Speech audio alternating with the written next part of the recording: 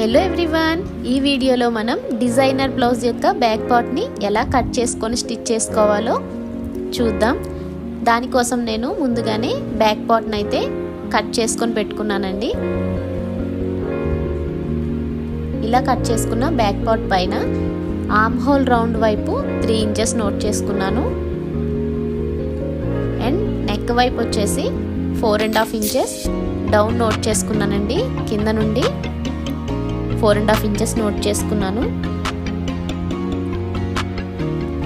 ఇప్పుడు ఈ 2 డాట్స్ ని కూడా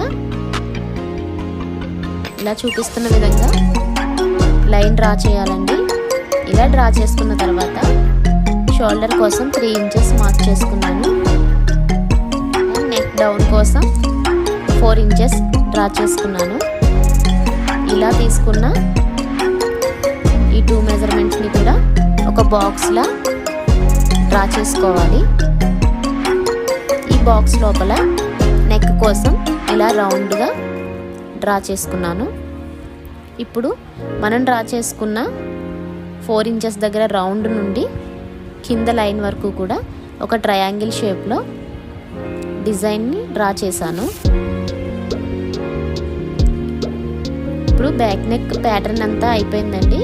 ఈ ప్యాటర్న్ ని మనం కట్ చేసుకోవాల్సి ఉంటుంది.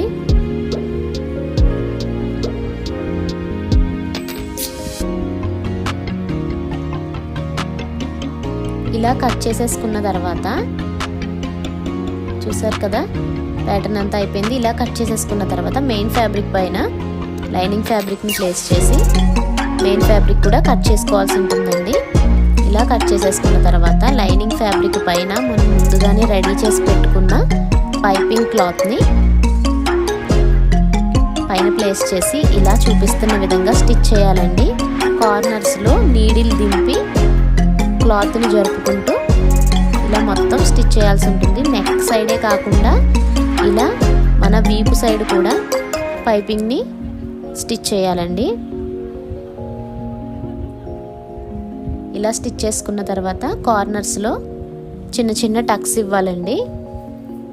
పైపింగ్ పర్ఫెక్ట్ గా తిరగటం కోసం ఇలా స్టిచ్ చేసుకున్న లైనింగ్ ఫ్యాబ్రిక్ ని మెయిన్ ఫ్యాబ్రిక్ పైన పెట్టి చూపిస్తున్న విధంగా స్టిచ్ చేసుకోవాలి. నీడిల్ దింపుతూ ఇలా స్టిచ్ చేసుకున్న తర్వాత టర్న్ చేసుకొని ఎక్స్ట్రా క్లాత్ అంతా కూడా కట్ చేసేసుకొని టర్న్ చేసుకోవాలండి.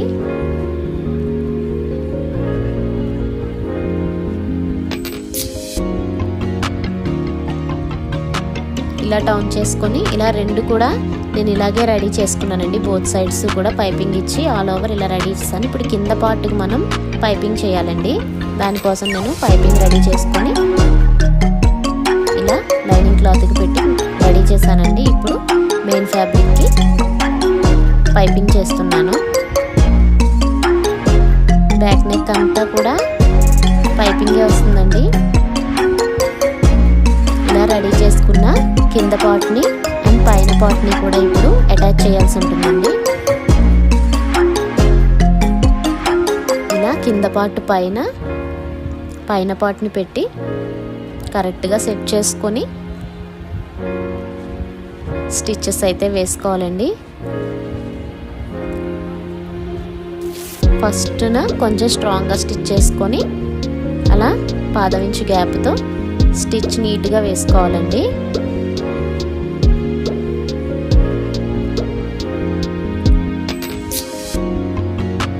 ఇలా బోత్ సైడ్స్ కూడా ఇలానే స్టిచ్ చేసుకోవాలి. ఇప్పుడు దీనికి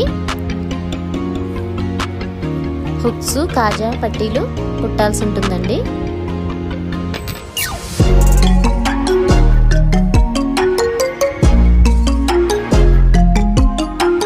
దానికోసం లైనింగ్ క్లాత్ని 4 ఫోల్డింగ్స్ మీద తీసుకొని ఇలా మెయిన్ ఫ్యాబ్రిక్ పై నుండి అటాచ్ చేయాల్సి ఉంటుందండి. ఇలా ఉన్న క్లాత్ అంతా కూడా లోపలికి ఫోల్డింగ్ చేసేస్తూ ఒక పట్టీలాగా స్టిచ్ చేయాలండి. అది హుక్స్ పట్టీ. ఇప్పుడు కాజా పట్టీకి సేమ్ ఇందాకట్లానే 4 ఫోల్డింగ్స్ మీద క్లాత్ తీసుకొని మెయిన్ ఫ్యాబ్రిక్ పైనుండి స్టిచ్ చేస్తూ కొంచెం క్లాత్ బయటకు ఉండేలా పెట్టుకుని కార్నర్ వచ్చేసి ఈ కార్నర్ ఇందాక స్టిచ్ చేసిన కార్నర్ రెండు కలుపుతూ ఒక స్టిచ్ వేసుకోవాలండి. సరే కదా, డిజైనర్ బ్లౌజ్ బ్యాక్ పార్ట్ అయితే రెడీ అయిపోయింది. మరి నా వీడియో మీకు నచ్చినట్లయితే ప్లీజ్ లైక్ చేయండి, షేర్ చేయండి. ఇంకా ఏమైనా డౌట్స్ ఉంటే కమెంట్ సెక్షన్లో కమెంట్ చేయండి. ఇంకా మరిన్ని ఇలాంటి వీడియోస్ కోసం ప్లీజ్ నా ఛానల్ని సబ్స్క్రైబ్ చేసుకోండి.